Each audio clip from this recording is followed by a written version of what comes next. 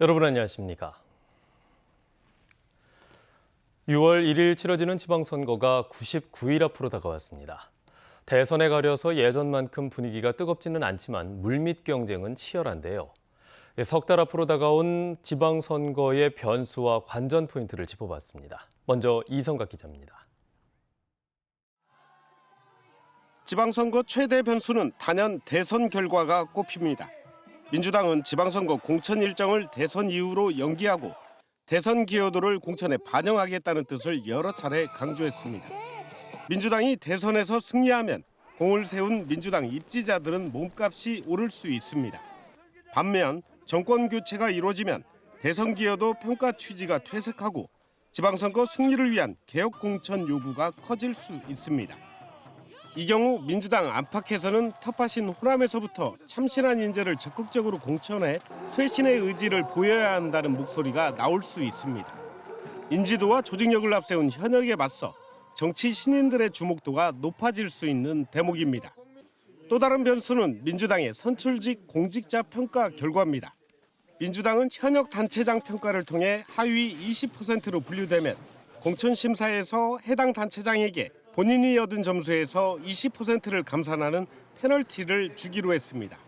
하위 20%에 포함되면 물갈이 대상이 될 가능성이 큽니다. 전직 단체장과의 리턴 매치가 예정되어 있는 곳들도 많기 때문에 하위 20% 평가가 전남 지역에서는 상당히 영향을 미칠 수밖에 없는 상황이라고 봅니다.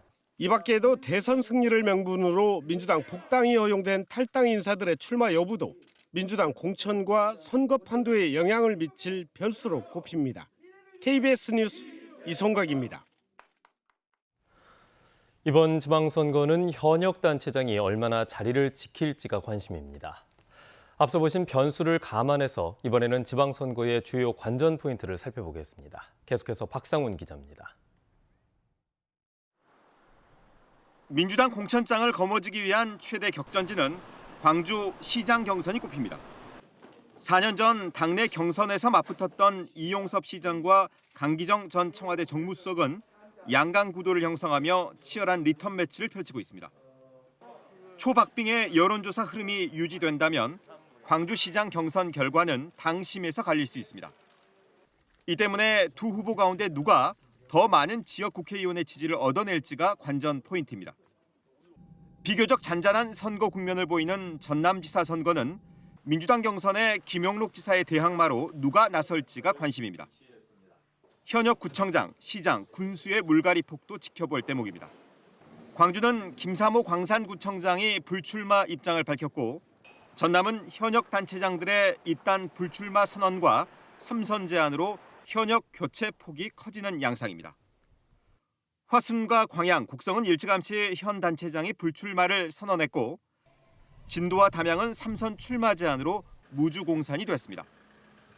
여기에 수사와 재판을 받고 있는 단체장도 여럿이어서 전남은 22곳 중 최대 10곳 안팎의 시장 군수가 교체될 것이란 전망이 나오고 있습니다.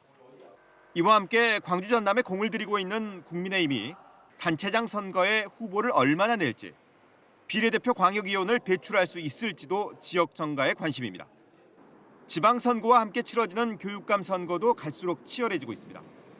광주는 현 교육감의 3선 연임 제안으로 후보들이 난립하면서 후보 간 단일화와 합종 연행이 관심이고 전남은 재선을 노리는 장서궁 교육감과 장만채 전 교육감 비서실장을 지낸 김대중 후보가 맞붙으면서 전 현직 교육감 간의 세 대결이 관전 포인트로 꼽히고 있습니다. KBS 뉴스 박상훈입니다. 국민의힘 윤석열 대선 후보가 지난주 광주를 찾아서 복합 쇼핑몰을 유치하겠다고 한 발언이 이슈가 되고 있습니다. 이 쇼핑몰의 입점은 지자체 인허가 사안이지만 국민의힘은 대선 공약으로 계속 끌고 가려는 전략을 보이고 있습니다. 이에 이용섭 광주시장은 대선 후보가 논의할 문제는 따로 있다면서 표를 의식한 정치적 행위라고 비판했습니다. 보도에 최혜진 기자입니다. 지난해 말 KBS가 지역민 1,000명을 대상으로 실시한 여론조사 결과입니다. 광주의 가장 시급한 현안 중 대형 할인점 입점이 자영업자 지원에 이은 4위였습니다. 하지만 연령대별로 살펴보면 20, 30대의 선택은 달랐습니다. 대형 할인점 입점이 2위였습니다. 광주시도 이 같은 여론을 반영해 펀시티 조성 사업으로 복합 쇼핑몰 유치를 추진하고 있습니다. 하지만 상생의 틀 안에서 도심이 아닌 외곽에 유치하겠다는 구상 단계로 구체적인 입점 논의는 가시화되지 않고 있습니다. 이 같은 지점을 공략한 국민의힘의 복합 쇼핑몰 유치 발언. 시민이 원하는데 정치인이 무슨 자격으로 이런 쇼핑몰 하나 들어오는 거를 막을 권리가 있습니까? 안 됩니다, 이거. 지역사회가 들썩이자 이준석 대표는 복합 쇼핑몰을 찬성하는 시민단체와 간담회까지 열어 이슈를 끌고 가겠다는 전략입니다. 이에 대해 이용섭 시장은 지자체가 소상공인과 협의를 통해 진행할 일을 야당 대표가 나서고 있다며 표를 의식한 행위라고 비판했습니다. 복합 쇼핑몰 논의를 하겠다는 것은 전혀 혁신적이지 않다. 이거는 표만을 의식한 정치적 행위다. 지역사회에서는 더 시급한 정책과 공약 논의 대신 소모적인 논쟁으로만 이어질 수 있다는 우려의 목소리도 나옵니다. 큰 주제를 가지고서 대결이 벌어져야 되는데 하필 복합 쇼핑몰이냐. 다시 한번 진지하게 이건 구청장 수준으로 넘기면 좋겠다. 정의당도 국민의힘이 책임 있는 정당으로서 복합 쇼핑몰 쇼 대신 일자리 대안을 제시하라고 주장하고 오늘 광주에서 중소상인들과 쇼핑몰 유치 문제를 논의할 예정입니다.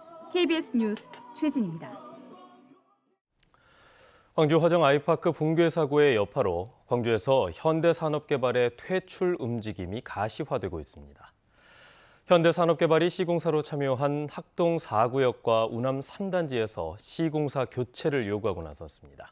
김정대 기자의 보도입니다. 철거 중인 건물이 무너져 17명이 죽거나 다친 광주 학동 참사. 학동 4구역 재개발조합은 최근 시공사인 현대산업개발에 공문을 보냈습니다. 시공계약을 해지하라는 조합원들의 요구가 빗발친다며 시공사로 자격을 유지할 건지 4월 초까지 입장을 밝혀달라는 겁니다. 특히나 부실공사 그저.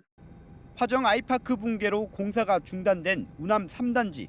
현대산업개발과 GS건설, 한화건설이 시공사로 참여 중인데 입주 예정자들은 여기서 현대산업개발은 빠지라고 요구 중입니다.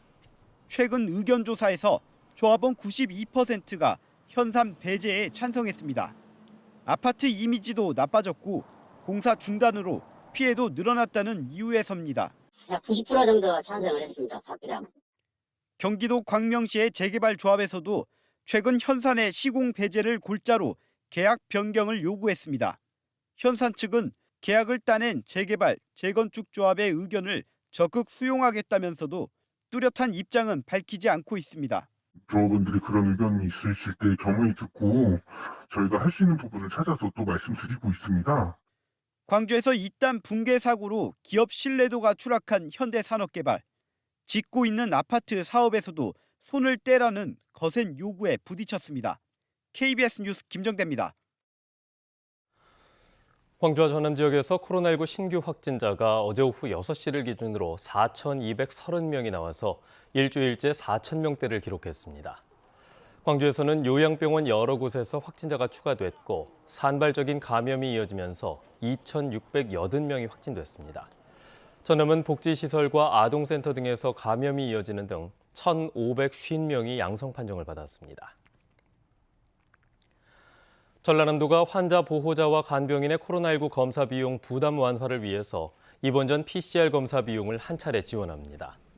전라남도는 코로나19 진단검사 체계 개편으로 병원에 상주하는 환자의 보호자와 간병인의 경우 별도의 검사 비용이 발생했다면서 이들을 보건소 선별진료소 검사 대상자로 포함해 PCR 검사를 무료로 지원한다고 밝혔습니다.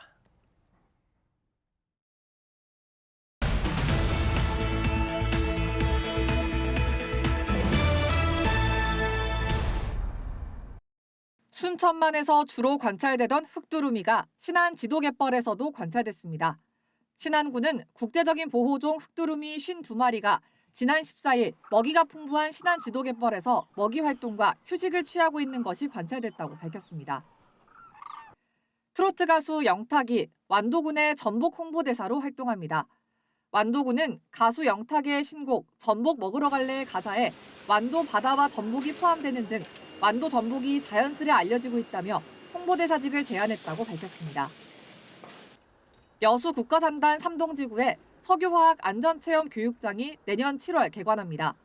체험 교육장은 가상 안전체험실을 비롯한 응급처치실, 위험물질 누출과 화재 폭발 등을 대비한 62개 안전체험 콘텐츠로 구성될 예정입니다. 전남의 친환경 개체굴 공동 양식장이 오는 5월 조성됩니다. 전남도는 해양수산부의 친환경 개체굴 공동생산 지원 공모 사업에 선정돼 신안 자은면 등 7군데에 친환경 개체굴 공동 양식장이 오는 5월 조성될 예정이라고 밝혔습니다. 지금까지 단신 브리핑이었습니다. 광주지방법원 행정 1단독은 한국에너지공대 부지 기부 관련 협의서를 공개하라며 광주경실령이 전남도지사와 나주시장을 상대로 낸 소송에서 원고 일부 승소 판결을 내렸습니다.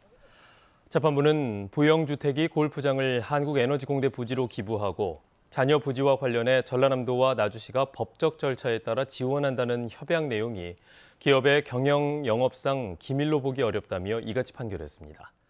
또 협약서 내용 일체를 공개하는 게 골프장 자녀 부지 사업 관련 오해를 방지하고 공정성과 투명성을 높일 수 있다고 밝혔습니다. 다만 부속 합의서는 존재하지 않는 것으로 판단해서 원고 측의 청구를 각하했습니다.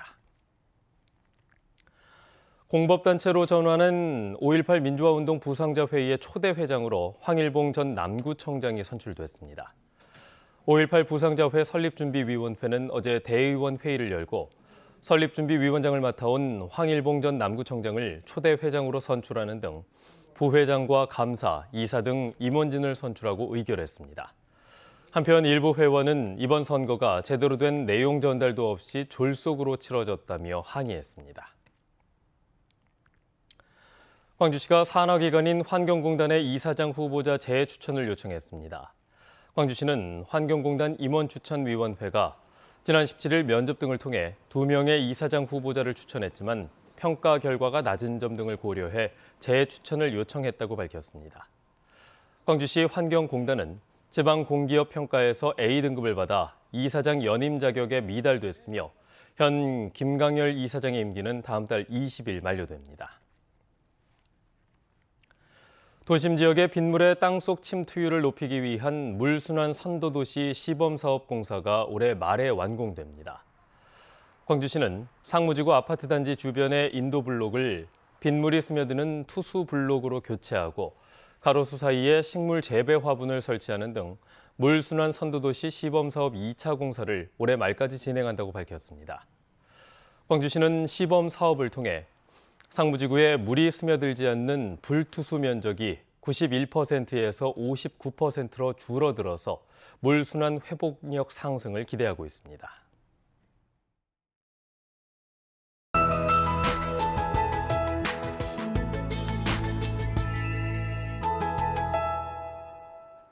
이번 주 추위와 함께 눈 소식이 자주 들어 있습니다. 서해상에서 눈구름대가 유입되면서 일부 남해안 지역을 제외한 광주 전남 지역에 오늘 저녁부터 내일 아침까지 곳곳에 눈이 날리겠습니다. 특히 전남 서해안 지역은 내일 아침까지 눈이 조금 더 많이 내리겠는데요. 1에서 3cm가 내려 쌓이겠습니다. 눈비 소식이 잦은 서부 지역과 달리 동부 지역은 건조함이 더 심해지고 있습니다. 여수와 장흥, 구례 등 동부 지역을 중심으로는 건조주의보가 확대되고 있으니까요. 산불 등 화재 예방에 각별히 유의하시기 바랍니다. 다음은 자세한 지역별 날씨입니다. 오늘 구름이 다소 많이 끼겠고요. 아침 기온은 광주가 영하 1도, 나주가 영하 4도로 어제보다 1에서 7도가량 높은데요. 한낮 기온이 광주가 3도에 머물겠습니다. 곡성의 낮 최고 기온 3도, 여수 5도로 어제보다 2에서 5도가량 낮아 춥겠습니다. 목포의 한낮 기온 2도, 영암 4도, 강진 5도에 머물겠고요. 신안을 비롯한 그 외 도서 지역도 낮 최고 기온 4도로 예년 이맘때보다 4에서 7도가량 낮겠습니다. 먼바다를 중심으로는 물결이 최고 2.5m로 다소 높겠고요. 오후에 눈이나 비가 내리겠습니다. 추위는 모레까지 이어지다가 금요일부터 차차 누그러지겠습니다. 날씨였습니다. 뉴스를 마칩니다. 여러분 고맙습니다.